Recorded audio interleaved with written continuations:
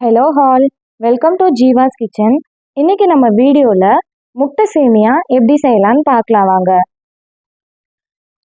இதை செய்ய ஃபர்ஸ்ட் ஒரு பேனில் ஒரு ஸ்பூன் அளவு எண்ணெய் சேர்த்துக்கிறேன்.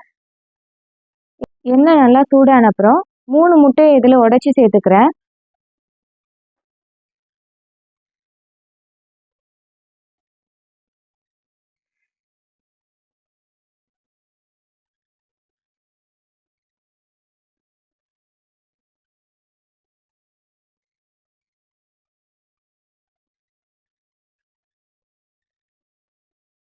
இப்போ இதில் கொஞ்சமாக சால்ட்டு சேர்த்துக்கிறேன்.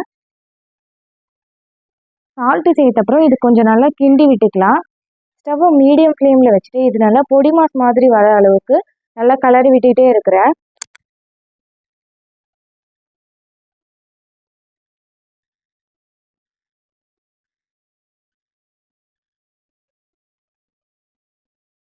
இப்போ இதில் ஒரு ஸ்பூன் அளவு பெப்பர் பவுடர் சேர்த்து இதை நல்லா கலந்துக்கிறேன்.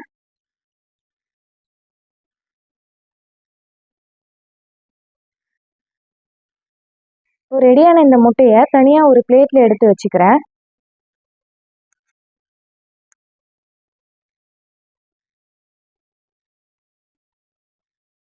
இப்போ அந்த பேன்லேயே 2 ஸ்பூன் அளவு எண்ணெய் ஆட் பண்ணிக்கிறேன். எண்ணெய் நல்லா சூடான அப்புறம் ஒரு 1/2 ஸ்பூன் சோம்பு, ஒரு பிரிஞ்சி இலை, 2 பட்டை, கொஞ்சமாக கருவேப்பிலை சேர்த்துக்கிறேன். இதோட 4 பச்சை மிளகாய் சேர்த்துக்கிறேன். 2 பொடியாக நறுக்கின வெங்காயம் இதோட சேர்த்துக்கலாம்.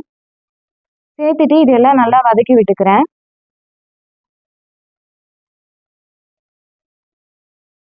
வெங்காயம் நல்லா பொன்னிறமாக வதங்கின அப்புறம் ஒரு தக்காளியை ஸ்லைஸ் பண்ணி வச்சுருக்கேன், அது இப்போ சேர்த்துக்கிறேன். வெங்காயம் தக்காளி எல்லாம் நல்லா வதங்கின பிறகு கட் பண்ணி வச்சுருந்த ஒரு குடமிளகாய் இதோட சேர்த்து இது எல்லாத்தையும் நல்லா வதக்கி விட்டுக்கலாம்.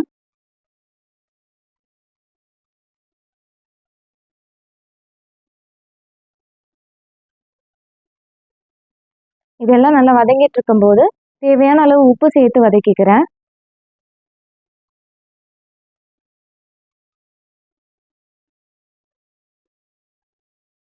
இதோட ஒரு ஸ்பூன் மஞ்சள் தூள், 1/2 ஸ்பூன் தனி மிளகாய் தூள் சேர்த்துக்கிறேன்.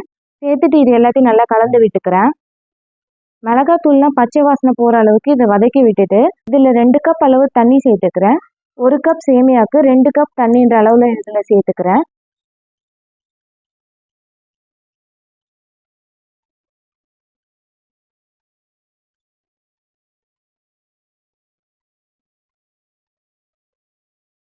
தண்ணி சேர்த்து இப்போ நல்லா கொதிச்சு வந்த பிறகு 1 கப் அளவு சேமியா சேர்த்துக்கிறேன்.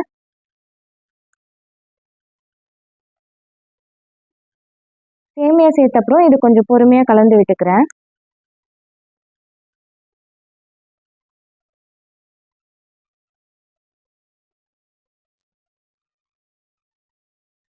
இது மீடியம் ஃப்ளேம்லேயே வச்சு ஒரு 5 நிமிஷம் போல் இந்த மாதிரி கலந்து விட்டுகிட்டே குக் பண்ணிட்டு இருக்கணும்.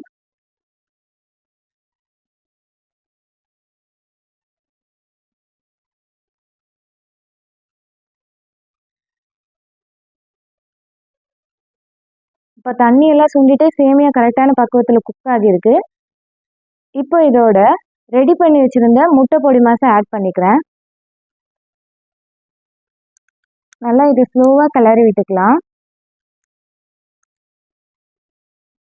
இப்போ இதோட கொஞ்சமாக கொத்தமல்லி சேர்த்துக்கிறேன். இப்போ ஸ்டவ் ஆஃப் பண்ணிவிட்டு ஒரு 5 நிமிஷம் போல் இது மூடி வச்சிடலாம். வச்சுட்டு ஒரு 5 நிமிஷம் கழிச்சு சேமியா எடுத்து சாப்பிடும்போது சூப்பராக இருக்கும். இப்போ இந்த முட்டை சேமியா ரெசிபி சூப்பராக ரெடி ஆயிடுச்சு. இப்போ இதை ஒரு பிளேட்டில் எடுத்து வச்சுக்கலாம். எப்பவும் யூஸ்வலாக செய்கிற சேமியா மாதிரி இல்லாமல் இந்த மாதிரி முட்டை போட்டு செஞ்சு சாப்பிட்டா டிஃப்ரெண்ட்டான டேஸ்ட்டில் இந்த சேமியா சாப்பிடும்போது சூப்பராக இருக்கும். இந்த முட்டை சேமியா ரெசிபி நீங்களும் உங்கள் வீட்டில் ட்ரை பண்ணி பார்த்துட்டு எப்படி இருந்து கமெண்ட்டில் சொல்லுங்கள். இந்த வீடியோ உங்களுக்கு பிடிச்சிருந்தா லைக் பண்ணுங்கள், ஷேர் பண்ணுங்கள். அண்ட் சேனலை சப்ஸ்கிரைப் பண்ணுங்கள். தேங்க்யூ.